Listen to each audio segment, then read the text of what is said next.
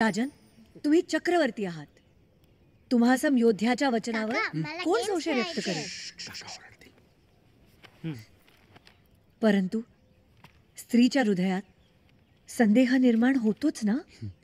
हे वनकन्ये, आमची वाचा आणि कृती यात कधीही द्वैत नसते. यथा चित्तम तथा चित्तम तथा वाचो. ए काय बोलतो तू? यथा चित्तम तथा वाचो यथा वाचस्तथा क्रिया चित्ते वाची क्रिया यांच साधू नामे करूपता. म्हण. हो बोलतो. हा, यथा चित्तम तथा पित्तम. पित्तम कुठून आणलं स्वतःमध्ये? काकाला तर येतच नाही. बाळा असं म्हणायचं नाही. हा बोल.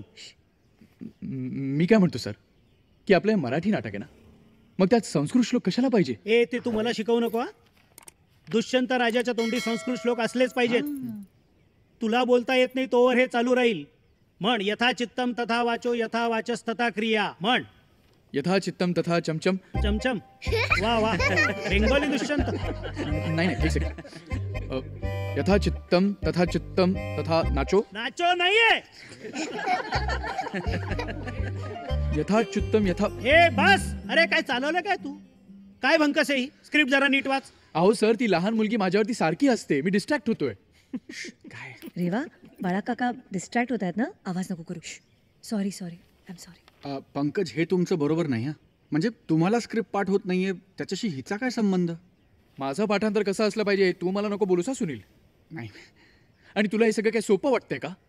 नाही, सोपं नाहीये, पण एवढं अवघडही नाहीये ना. साधा संस्कृत श्लोक आहे. यथा चित्तम तथा वाचो यथा वाचस तथा क्रिया चित्ते वाची क्रिया याच साधू नामे करूपता. चल रे, आपण बाहेर जाऊया. काका चुकणार पुन्हा. रेवा असं म्हणायचं नाही बाळा. हा असं बोलायचं नाही.